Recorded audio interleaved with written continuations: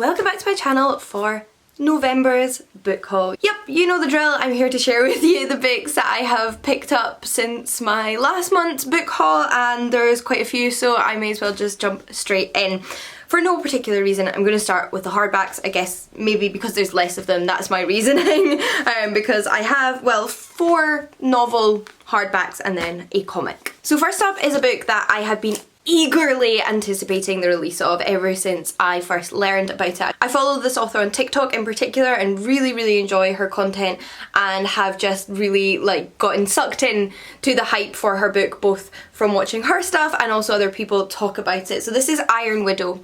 It's the first in a YA fantasy series, although I believe it's more towards the upper end of YA. I don't know if it would be considered new adult by the forces that, you know, designate young adult versus new adult. But one of the things I'm also super duper excited about it, that has been talked a lot about when the buzz has been, you know, making its rounds, is that there's a polyamorous love triangle in this book.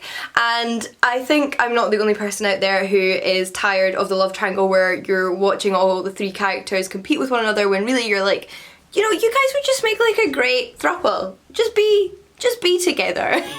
All of you. And I'm super excited to see that play out and have that poly representation in a quite popular mainstream fantasy book that, you know, I picked up in Waterstones, so that is really exciting. The main character, Zetian, wishes to be a concubine pilot because this is set in a technologically advanced sci-fi fantasy world where male pilots have a co-pilot who's always a woman and who's also their concubine, and she, you know, volunteers for this role. I don't know how else it progresses, but like I said, the buzz has got into me and I'm super excited to read it.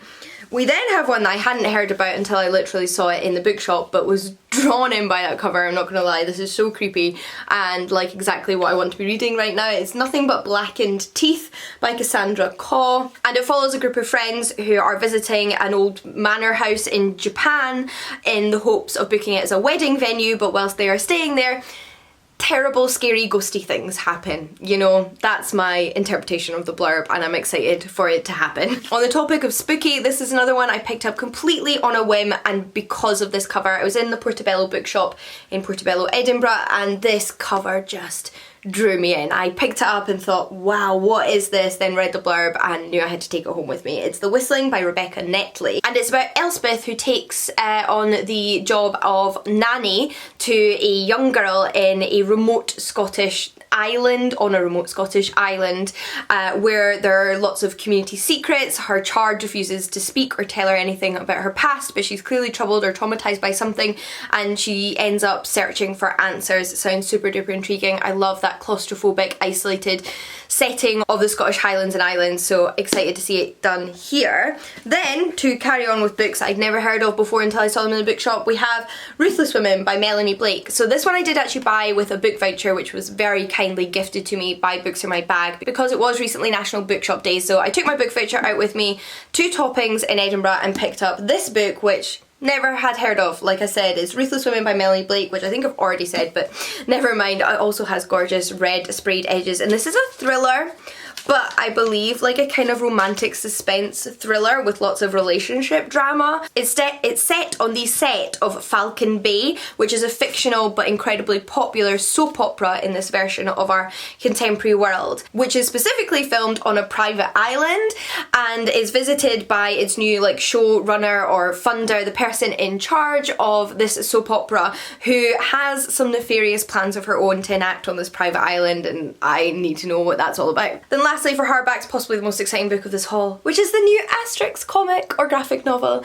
This is Asterix and the Griffin, the latest and 39th, I believe, in the Asterix comic book series, which is a French comic book series that I read in English and have been reading since I was a child. This has been going for decades and decades, and the writers and artists have changed over time, but I'm still a die-hard fan. I absolutely love these books and I always pick up the latest one when it comes out. It's set in the time of Julius Caesar in antiquity, but follows 2 Gauls, Asterix and Obelix, who live in this village that is the only village to have withstood Roman power, or stood up to Roman power and not been taken over by the Romans, and it's comical and funny and fun, and I have such nostalgia and fondness for this series that, yeah, always excited for a new one. We then have some indie books that I'm super excited to get to reading. One is by Nikita Rogers, and that is Whisper of Witches. This is another author who I follow on TikTok and have been so excited for their book to be published. I had it on my wish list. I ordered it the day it became available on Amazon, and I cannot wait to read it. It is a fantasy romance, and the first in a fantasy romance series, following a female protagonist who is a journalist instructed to write a story on a local witches' coven, and an occult historian who makes a discovery that brings both of their lives together, and they have to go off on this like grand adventure because of it. And I love that premise, like journalists looking at witches and occult historian and magic and romance, and I cannot wait. Plus, look at that stunning cover. On my journey of reading all of my favourite TikTok authors, I also picked up The High Mountain Court by A.K. Mulford.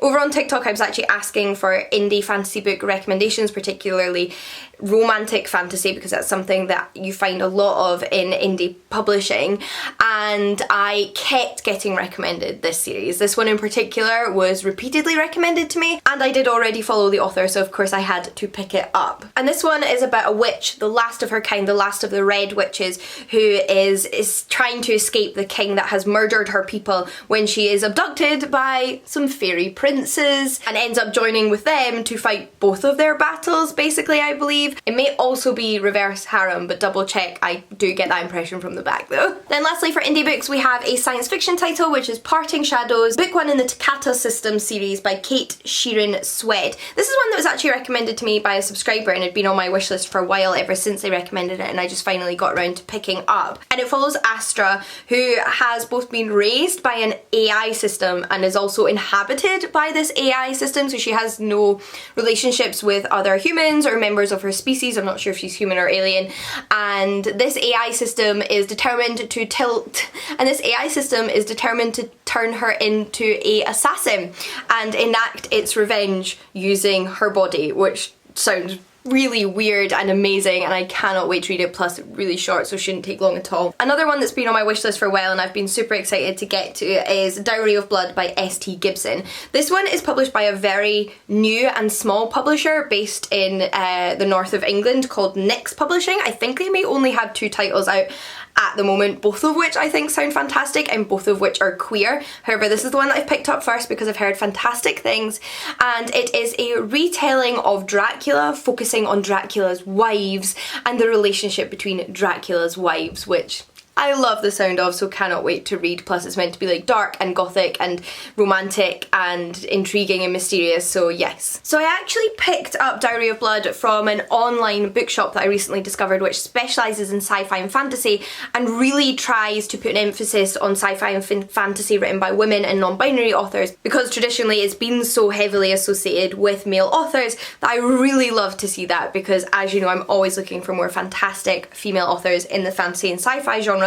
And when I was ordering Dowry of Blood, I also decided to pick up Ghostwood Song by Erica Waters, which sounds super creepy, and I love me some creepy horror fantasy. Like, put those 2 things together and you've got one of my favourite subgenres. This is about Shady, who can bring the dead back to life by playing her fiddle, and it's a gift that she's had to keep under wraps and control her entire life, but when her brother is accused of a crime, murder perhaps, she ends up going investigating by using her magical fiddle, which sounds brilliant. I guess I'll just go with my biggest bargain next, which is probably In Black and White by Alexandra Wilson. I should probably take the sticker off, but I got this for £3, down from £8.99 in The Works, which is a UK based store that gets a lot of like back stock and like extra stock of books. I believe they also pay for printing rights of books to sort of mass print them, and they buy those from publishers, so that's why they end up with loads of cheap books in them. And like I said, this was £3 down from £8.99, and one that I've been wanting to read for the longest time, because it's about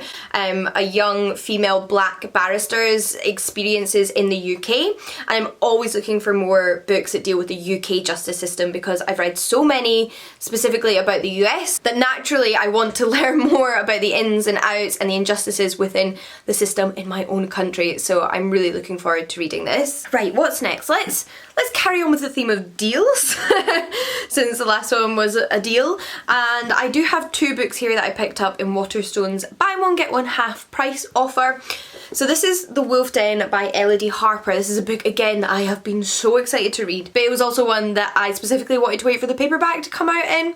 And this is set in ancient Pompeii, so ancient Rome in Pompeii before Vesuvius ruined that for everyone. And it's about a woman who is a slave in a brothel. So she is forced to work as a sex worker. I feel like sex worker makes it sound like it's her choice and she's getting paid, but she's not. Like I said, she's a slave, and it's about her escape from this brothel and finding a new life for herself. And I'm super excited to read it because I've really not read any historical fiction around this topic specifically, and it's one that I'm very interested in. So yeah, that was my first buy one get one half price. So obviously I then had to find something else, so I picked something up on a whim because, again, the cover drew me in and then the blurb sounded great. This is the Seep by Channa Porter. I'm going to take that sticker off whilst I remember. And this is another novel which I feel steers towards the darker side of things. It's also kind of light sci-fi. It's about Trina Goldbird Oneka, who's a 50-year-old trans woman whose life is irreversibly altered in the wake of a gentle but nonetheless world-changing invasion by an alien entity called the Seep. It sounds so interesting. It's about how when the Seep invades Earth and interconnects everybody, the whole world changes, capitalism falls, barriers are broken down. If something can be imagined, apparently it becomes possible. And it's about Trina and her wife. I don't know if the Seep ends up becoming more of an antagonistic character slash entity, like perhaps it's not all as good as it seems, but I'm definitely interested by this premise. I then have 2 books I was tricked into buying by the supermarkets because the books are cheap in the supermarkets and I couldn't resist them. So the first one my friend Leanne has actually been raving about, so when I saw it was £4 in Sainsbury's, I obviously needed to pick up, and that's The Appeal by Janice Hallett. This is a thriller, but it's told entirely in like documentation because it's about a group of young lawyers or law students going through all the evidence for a case and everything in the files, like all of the nitty gritty itty little bits that may be completely irrelevant, and you experience that alongside them, which I think is such an interesting way to do a mystery thriller slash crime novel. So given that Leanne speaks so highly of it and it has such an interesting structure, I'm really looking forward to it.